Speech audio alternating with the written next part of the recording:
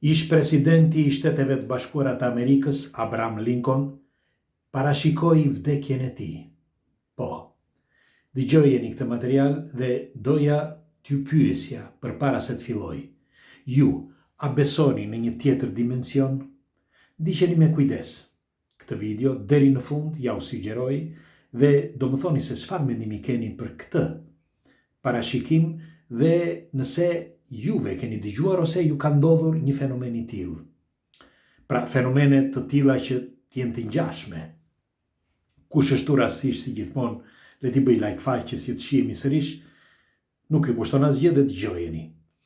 Ishte fillimi i prillit të vitit 1865 dhe gruaja e Abraham Lincolnit po përgatiste mëngjesin. Dhe vjen zbret Abraham Lincoln, kishte një shtëpi të vjetër, 2 kaçe, zbret dhe i thot gruas: "Pash një ëndër të çuditshme." "Çfarë?" i thot gruaja. "Pash sikur dikush kishte vdekur dhe ishin të gjithë të mbledhur në dhomën time, pra në dhomën ku flem ne bashkë, tha, unë dhe ti, dhe qanin dhe unë thash gjithmonë gjatë ëndrës, thash çfarë ka ndodhur, dhe u afrova. Teksa u afrova, një nga ushtarët, ishte një ushtar, tha, në fillim të rrjeshtit të njerëzve që ishte atje, një ushtar, tha, që ishte i veshur mirë, pra i veshur në një ditë zije dhe kthehet nga unë i përlotur. Dhe unë e pyes, tha, çfarë ka ndodhur? Dhe ai më përgjigjet: ka vdekur presidenti i Shteteve të Bashkuara të Amerikës. 13 ditë më vonë, pra fiks 13 ditë më vonë, eksaktësisht ndodhi kjo. Pra që Abraham Lincoln vdiq, u vra me një pistolet dhe gruaja e tij, teksa u futej në dhomë, pra u kthye ushtari që e pa në sy. Nuk i tha ato fjalë që ka vdekur presidenti, se ajo e dinte, por ndodhi i njëjti fragment, pra e njëjta gjë, të gjithë të mbledhur aty në dhomën e tij dhe ushtari që kthehesh dhe i përlotur shikonte gruan. Vdekja e Abraham Lincolnit është tepër e mistershme, sepse ndodhi në një teatr, ai teksa ishte që shihte një spektakël, një aktor që thuhet që ishte çmendur, e qelloi në kokë me armë. Tani, unë doja t'ju pyesja, sepse këtu nuk bëhet fjalë vetëm për vdekjen e presidentit, por bëhet fjalë për parashikimin që ai bëri, që është drithërues. Si mundesh që të parashikonte vdekjen e tij në mënyrë kaq eksakte? Si? Nuk është hera e parë, por ka me mijëra raste të disa njerëzve që kanë parashikuar vdekjen. Do t'ju them një tjetër. Nuk ishte as president, nuk ishte as njeri i famshëm, por një njeri thjesht. Por ka dëshmi të njerëzve që kanë qenë prezent. Ai teksa ka ndodhur këtu në periferi të Romës. Ai teksa u takua me shokët në një bar, pra u fut në bar që u takua me shokë, si gjithmonë në bar në mëngjes, dhe i thot shokëve, pash thot sikur më kishit marrë në kraj, tha. Ishe ti, i tha njërit në emër, ishe ti dhe ishe ti. Pra ishin këta 4 veta që e kishin marrë në krah. Ju të 4, tha, dhe ky, tha, i pesti, që ishte ky, tha, dhe qeshte, ky i pesti, tha, ishte para jush, për shokun tjetër.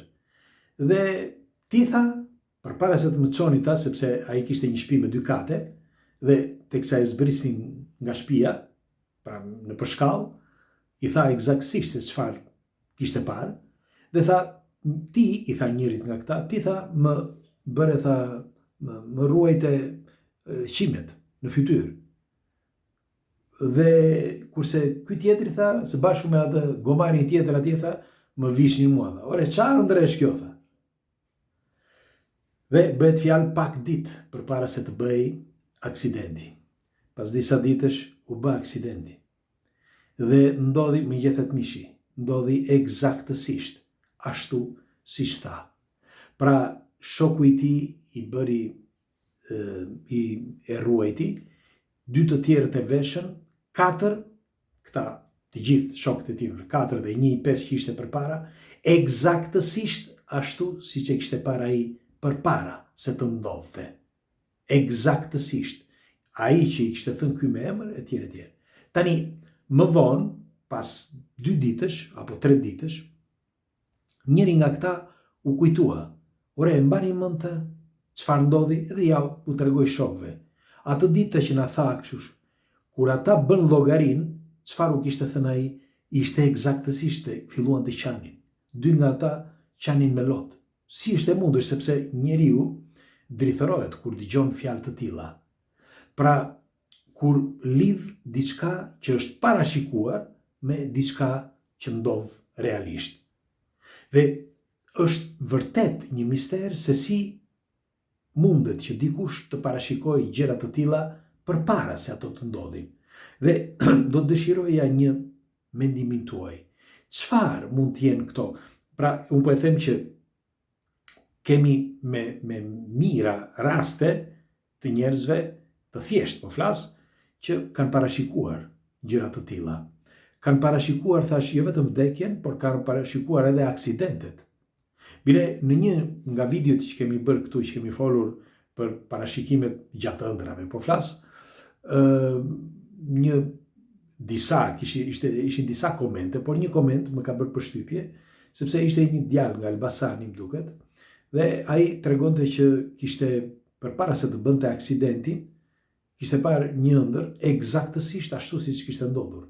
Dhe e kishte parë shumë më përpara se të thoshte që nuk e mbante mend aty për aty, por e kujtoi se ja kishte thënë familjes, e kujtoi pasi kishte ndodhur aksidenti dhe ai shpëtoi. Dhe e tregonte se si shpëtoi. Vetëm nga një detaj i vogël i shpëtoi jeta. Një detaj i vogël që e kishte parë gjithmonë ëndër. Tani, unë nuk duhet të zgjatem me këtë, por duhet të pyes juve. A u ka ndodhur në një fenomen i çuditshëm si këta? Dhe tjetra, si ka mundësi që të ndodhë një fenomen i tillë? Si? Ne, që është e vërteta, njohim shumë pak nga bota. Ne kujtojmë se dim çdo gjë, por atje jashtë ka shumë njeriu për të mësuar.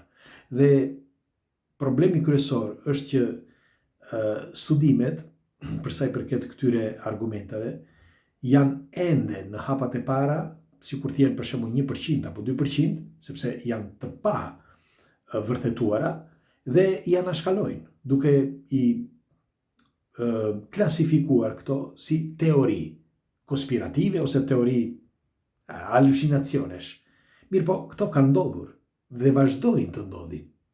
Dhe pyetja ime është, si është e mundur?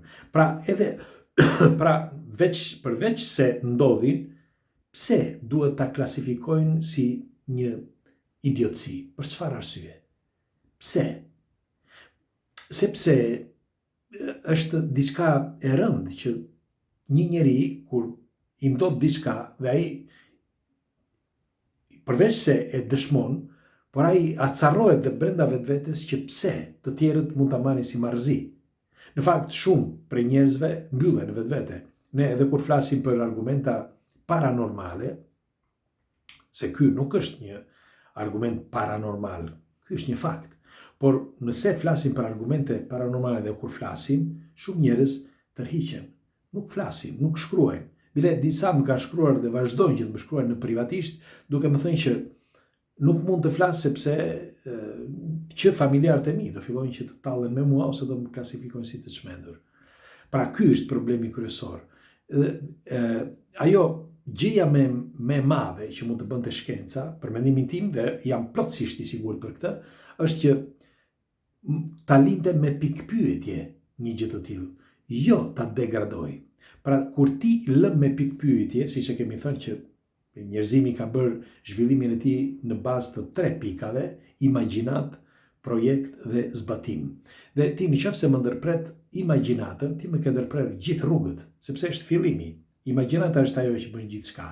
Pra, nëse dhe në këtë rast ti më ke prerë imagjinatën apo ëndrrën apo atë që pash apo halucinacionin, çfarë do lloj gjë që të jetë, ti nëse e vë kategorikisht jo, nuk është kështu, ti e ke ndërprer. por ti ndërkohë në qoftë se thua edhe mundet, atëherë ti e ke lënë në stand-by, që secili të mendoj me mendjen e tij. Dhe edhe studiuesit dhe shkenca do mendoj në mënyrë pozitive. Dhe nga i moment do zbulohen më shumë gjëra. Pra unë them që ky është problemi kryesor, mungesa e shkencës, sepse askush nuk është perfekt dhe mos mendoni që nuk e din. Kështu që ose e bëjmë për një arsye të veçantë që nuk na thuhet, ose thjesht nuk ka vendosur askush që të eci përpara dhe ta pranoj, ose të paktën ta bëj me pikpyetje një argument të tillë. Dhe ndaj do të dëshiroja një komentim tuaj. Çfarë mendimi keni për këto gjëra, për këto parashikime përpara se të ndodhin? Qoftë nga halucinacione, ose qoftë në për ëndra, apo qoftë edhe me sy hapur. Pres komentet tuaja. Ju përqafoj, nadre mirë.